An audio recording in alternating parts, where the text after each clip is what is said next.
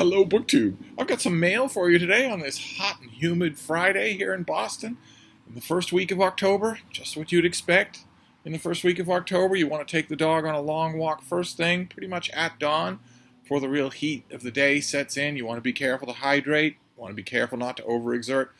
You certainly don't want to undergo any kind of heat stroke or heat stress in the first week of October in New England. So I've had to take precautions against that. But I have a pile of mail here, including a big box. But we'll start off with a periodical. This is Architectural Digest. There is Kirsten Dunst, one of the least talented actresses of her generation. In her frou-frou refurbished home, this is Architectural Digest is an interesting, curious case for me, because most of the things that are shown in it, I wouldn't even want to visit, much less live in. Most of the, I mean, look at this. This is an ad, granted, but a lot of the houses in here don't look any different than that. What is that? Is that a kitchen of some kind? Are you in any way supposed to enjoy yourself in a space like that? The first half of this magazine typically is very expensive ads. Ads for very expensive stuff. Look at that kitchen. I don't even know what that tilted thing is, and I wouldn't want to set foot in. Look at all the controls here. Are they keeping a zombie inside that thing? I wouldn't even know the first thing about what to do in a kitchen like this. Not that I know much about what to do in kitchens, but even so, the first once again, there's this ad. We saw this the last time we looked at Architectural Digest. I see this ad and I just start laughing out loud, imagining Mark Richardson's responses. His first response would be, "This doesn't look all that safe on a ladder." Then his second response would be, "Ladder doesn't really look up to code." And then his third response would be, "Oh my God, what are you doing with those books?" I don't understand this ad at all. I don't think it's designed to do anything except make you panic if you're a book person. But the first half of the magazine is usually these extremely expensive targeted ads. People who are redoing their home and don't mind spending $55,000 on a copper tub. Granted, the copper tub does look really nice. This is the copper tub in question. I'd certainly love to have one of those things, but I'm not going to shell out the $55,000 necessary to get it. And then the second half of the magazine is the feature articles. I confess, when I get a new issue of Architectural Digest, I tend to go straight for the second half of the magazine. That feels wasteful, although this subscription, considering that it's a beautiful, glossy, square-bound magazine, this subscription is not expensive. But I mean, I tend to go to the back of the magazine where the feature articles are, although they don't usually constitute much of an escape from the antiseptic inhumanity of the ads in the first part. And the lead-off piece, feature piece in the back, is Kirsten Dunst's home. That is the living room. What is that? The one thing you notice when you look through all of these homes, whether they're in Milan or New York or France or the English countryside, the one thing you notice about all of them is the absolute surgical absence of anything even resembling a book. This article has a picture of Kirsten Dunst, but no picture. There she is in her, I don't know what that is. Is that part of a kitchen? I have no idea. But they don't show any pictures of her fiancé, Jesse Plemons, which is a bit of a shame. But she mentions in the article that his cowboy flavors, he was born in Texas, are all over the house. Here's another $55,000 tub. This one does have spigots, so at least you can subsume yourself in that. I know a certain person who would absolutely die to have a tub like that. She would never leave it if she had such a thing. But Kirsten Dunst's home, I imagine it's one of many, but the home doesn't strike me as all that homey. I mean, this is, I guess, a kid's room. There's a kid in it, but it all looks so staged. Maybe that's the problem, is just that when somebody knows that their home is going to be featured in Architectural Digest, they gussy it up and make it cleaner and neater than it otherwise would be. Maybe that's the problem here. But there's another example that I wanted to show you from a home that was redone in New York, I believe it was, um, where there is a great article here on a mansion just outside of Boston called Liliothea, which does actually have 115 years of history to it. And that article was fairly good to read, although the person who worked up the article for Architectural Digest didn't bother to learn the history of the house. I'd be willing to bet the owners don't know the history of the house. But there was a glimpse of something in here. I believe it was in the Kirsten Dunst article. Yes, this is the kitchen, I guess, in this house. Part of the kitchen. We can tell that it's part of the kitchen because that's obviously the same marble countertop, seen from a different angle. And this is what I'm talking about how antiseptic these places look. Because look at that. Look at those shelves. There's nothing useful on those shelves. They're purely decorative. And they're evenly spaced and perfectly accented. And you just know that Kirsten Dunst nor anyone in her household knows the last name of the woman they underpay to come in and yell at to dust those things on a weekly basis. You just know that. Those things aren't pristine by choice. They aren't pristine by design. They're kept clean by household staff that you just know are shrieked at and then condescended to when they're not around. Or maybe when they are around. It's just stuff like that. A thing like that serves no purpose whatsoever and not even any enjoyment. You know that Kirsten Dunst and Jesse Plemons, when they're walking through this room, don't even see that anymore. It's not useful, so they never have occasion to touch it or contemplate it. So all it is a knickknack that it needs to be dusted every month. So the thought I had was when I was looking through that article was that Kirsten Dunst lives in a place that I wouldn't even want to walk into and that I wouldn't under any circumstances recognize as a home. But then I paid attention to a detail on the cover. That is the full cover of this issue. That is, if I'm not mistaken, a 15 or 16-year-old beagle. And all of a sudden, seeing that detail, I did feel at home. Completely at home. I don't know about the antiqued wood or the weird minimalist chairs and table or the designed bottles that the kids will be beaten if they so much as knock over. But I know that has been home for me more times than I can count, except I do know the number. I know that white face. I know that look. I know what's coming for that dog. I have no idea. I don't know anything about Kirsten Dunst and her pets. I have no idea what she's like. I have no idea if she knows what's coming. But I do, looking at that picture. And it put a very soft smile on my face just to look at it. That is home for me, even though it's been a long time now, 20 years. That will always be the face of dogs for me. I still have old friends that are astonished that I don't have beagles, multiple beagles, instead, that I haven't had them in a long time. A basset hound, a pointer, and now a miniature schnauzer. That's you, baby. You're the miniature schnauzer. Yes, that's you. They're astounded when they learn that. But anyway, we'll get to the mail now that I'm done reminiscing. It looks like there are no violations of rule number 1.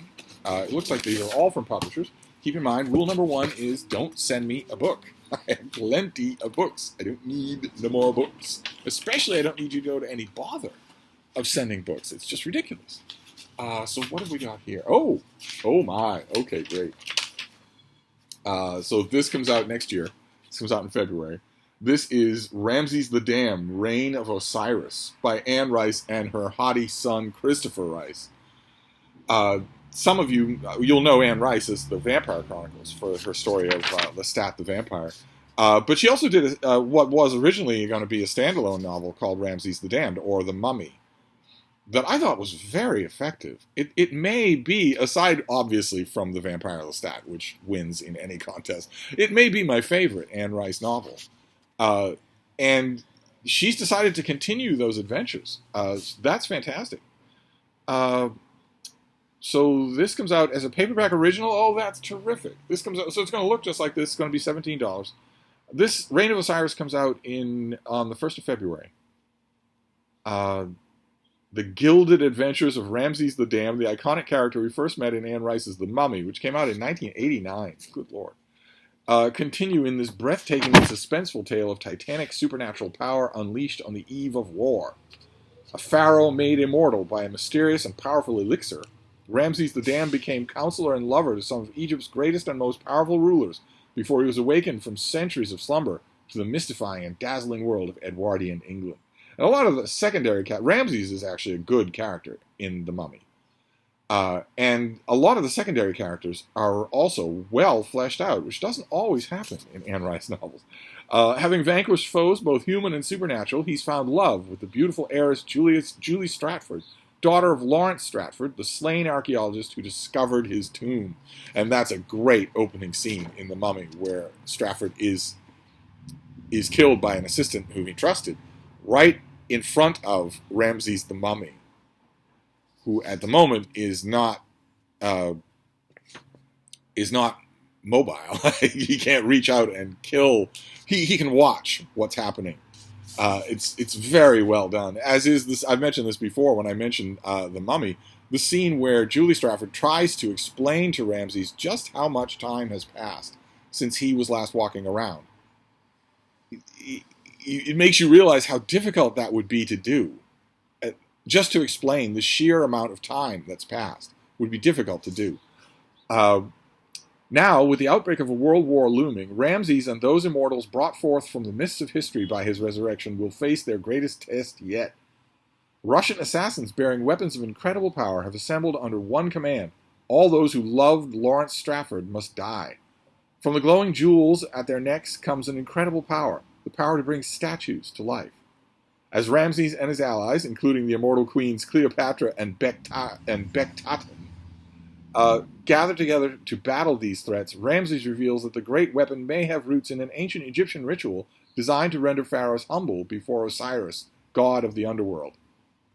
The resulting journey will take them across storm-tossed seas and into forests of northern Russia, where they will confront a terrifying collision of tortured political ambitions and religious fervor held in thrall to a godlike power. I'm sensing Rasputin is going to be in this book. But the true answer they seek will lie beyond the borders of life and death, when within realms that defy the imagination of even an immortal such as Ramses the Great. Reign of Osiris is a delightful, pulpy romp and the most epic adventure yet. Think along the same lines as Jules Verne's Journey to the Center of the Earth and Steven Spielberg's Indiana Jones series. Fantastic. All right, so this is going to be a paperback original next year. I'm not going to read it, although it is one of the very few 2022 books that I'm really tempted to read. I won't do it, but I'm really tempted. Fantastic. Okay, but I like the lengths, the elaborate lengths that the copywriter went to avoid mentioning Rasputin.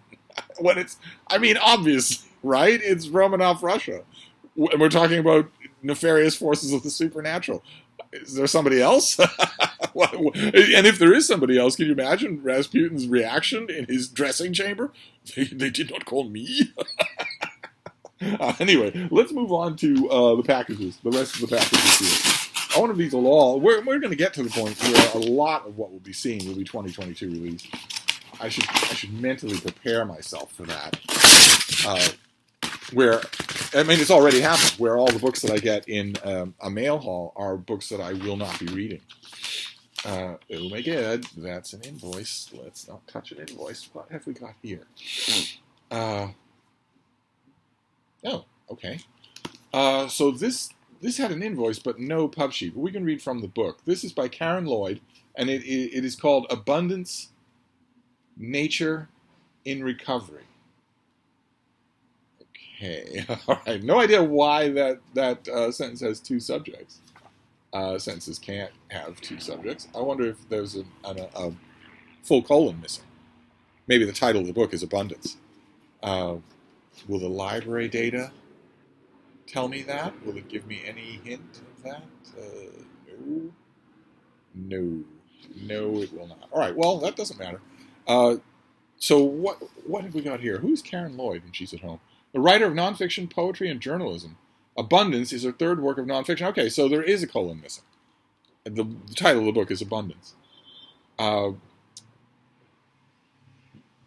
it was selected as a Oh no, her first book, The Gathering Tide, was selected as the top read by The Observer. She's also an environmental activist and edited and published the anthology Curlew Calling to raise awareness of the perilous state of Britain's lowland curlews. And she's currently writer-in-residence with the Lancaster University's Future Places Center. She lives in Cumbria. Lucky for her. Okay, so what is this book? In this collection of literary essays, Karen Lloyd explores abundance and loss in the natural world, relating compelling stories of restoration, renewal, and repair, describing how those working on the front lines of conservation are challenging the inevitability of biodiversity loss, as well as navigating her own explorations of the meaning and abundance in the Anthropocene, the informal name given to the age when humans destroy the world. Abundance is a book about ways of seeing. In an era of urgent ecological challenge, Lloyd's timely book reveals the places that people are coming together to bring species and habitats back from the edge of extinction. Yet also, many other species are being allowed to disappear forever. To understand why, she examines how humans have chosen to entangle themselves in nature and considers the ways we perceive the natural world. Okay, fantastic. So I don't have any specifics on this, but this is a finished copy with a price tag on it, so I imagine it's either this month or next month. It could be October. We're still in early days of October. Let's see here. I very nearly said early days of July because it's hot and humid. It's a summer day outside. What is this next one? These envelopes are so unwieldy.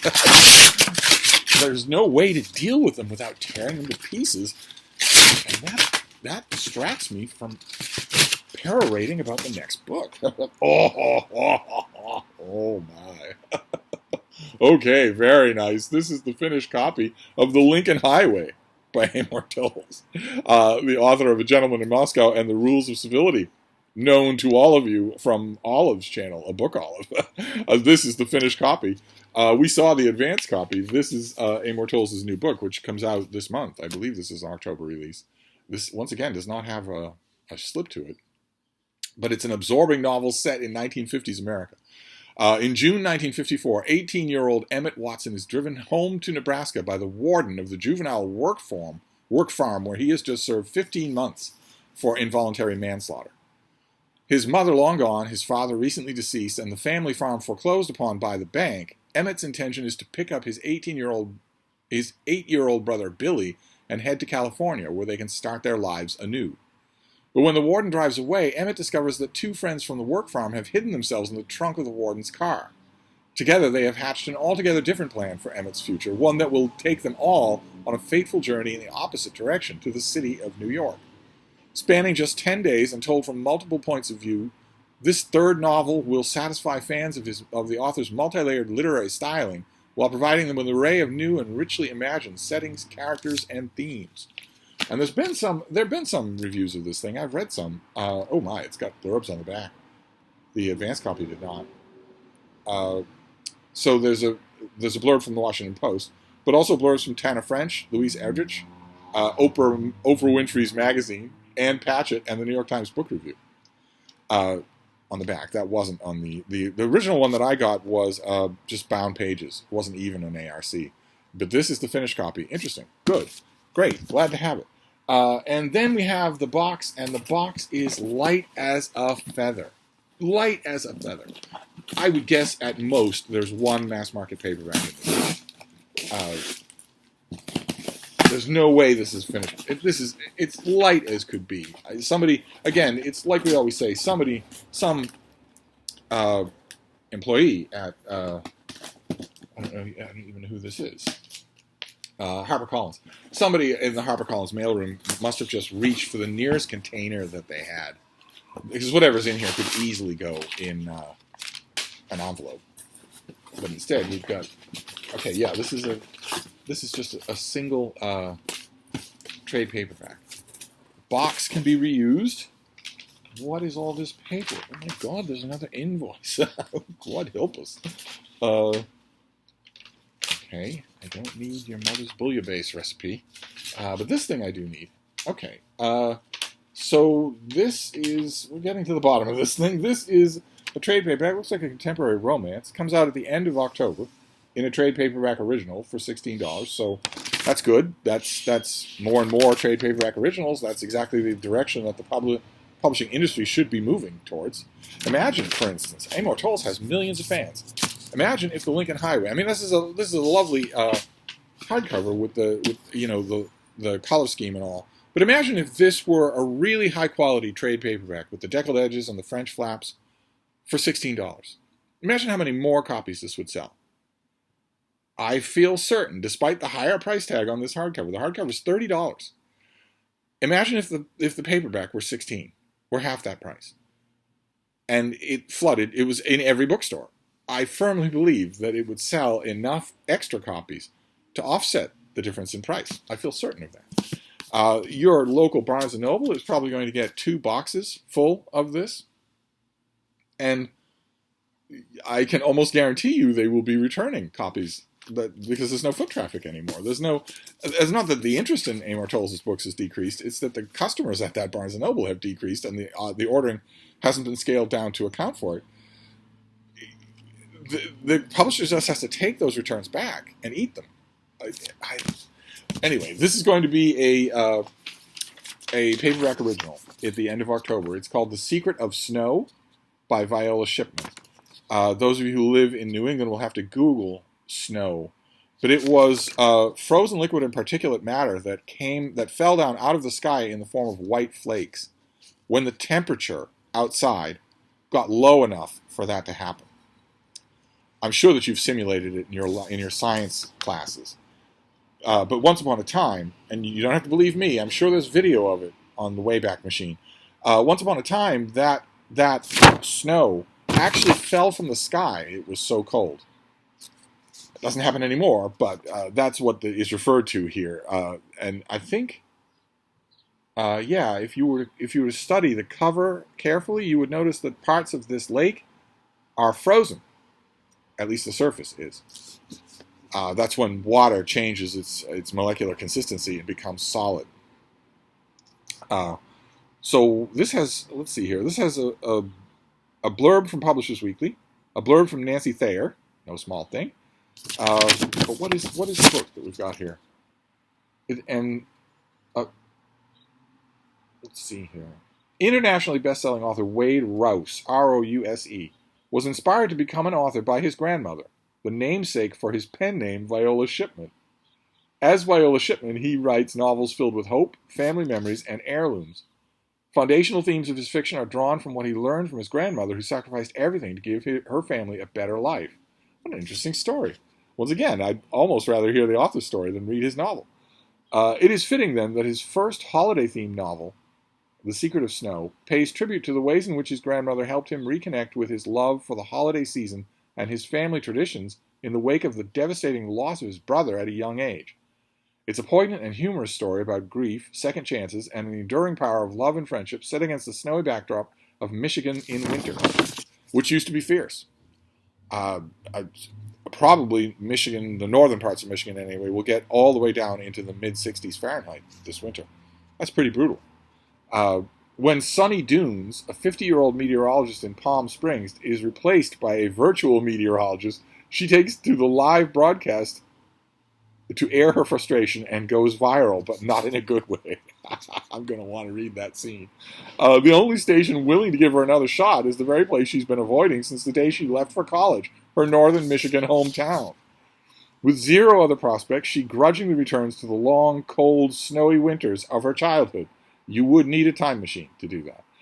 Not quite an outsider, but no longer a local, Sonny finds her... Oh, that's a good way to put it. Not quite an outsider, but no longer a local. That's a good way to put it. Makes me wonder if the author had a hand in writing this sheet. Sonny finds her past blindsiding her at every turn. From the high school friend she ghosted, to the former journalism classmate and frenemy who's now her boss, to most acutely the death years ago of her younger sister who loved the snow. Reluctant to trade her California style for the practical and warm, Sonny experiences serious culture and temperature shock. Boy, the sheet keeps going back to the brutal cold of Michigan winters. As her new boss has her cover every winter-themed event in town. This attempt to woo new viewers and boost ratings also has her crossing paths regularly with a handsome and charming widower who's keen on getting to know her better. Just as Sunny begins to warm to the idea of rebuilding her career and life in Michigan, someone attempts to sabotage her comeback, forcing her to question everything. One thing's for certain, she must make peace with her past if she's ever going to find a place she can truly call home. The Secret of Snow is a love letter to Michigan winters and deeply moving story about family, forgiveness, and coming home. Okay, so that sounds really good. And this comes out this month, so I will read this tonight. But I don't know what we're going to do. I don't know what the politically regressive, ultra-leftist censorship scolds, the people who want you to repeat back what they think about everything in the world, and if you don't, they'll punish you. I don't know what they're going to make of this book. It sounds like the plot is entirely premised on cancel culture being real. Of course it is. Of course it is.